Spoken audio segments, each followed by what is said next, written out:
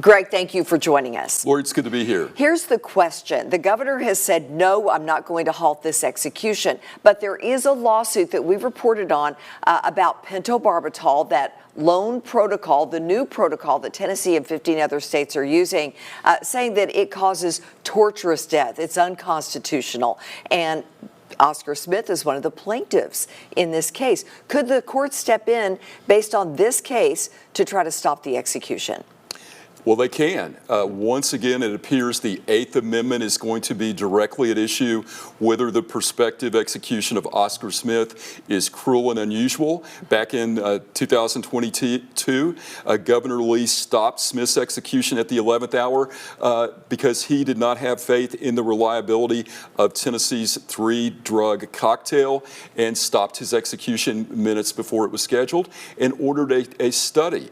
Fast forward, he is scheduled for execution on May 22nd on a case that's been going on, Lori, frankly, too long, from the 90s. Since 1989 is when he was convicted of killing his estranged wife and her two teenage kids. But fast forward, now Smith is a plaintiff again, alleging that Tennessee's new protocol is unconstitutional because it's cruel and unusual, because Tennessee allegedly is procuring drugs off the gray or black market. And that aspect is not actually in the lawsuit, correct? It's just the manner of death.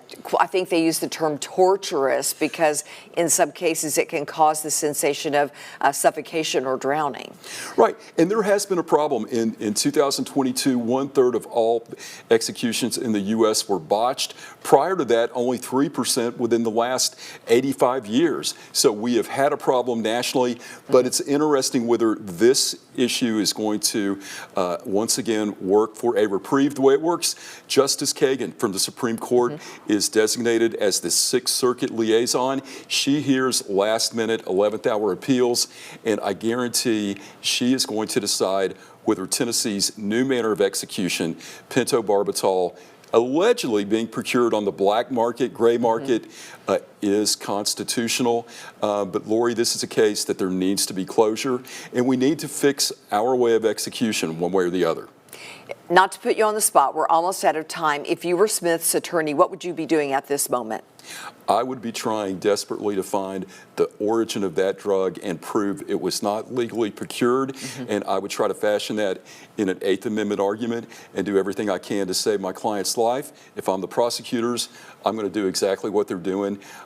Defense is going to pump the brakes, prosecutors are going to hit the gas, and the Supreme Court's going to have the last say. All right, we'll be watching tomorrow. Greg, thank you. And if you have a legal question, send it to AskIsaacs@WAT.com. And remember, we talk with Greg every Wednesday at 5:30 right here on Channel 6. And for a deeper conversation, tune into WATE.com at 2:30.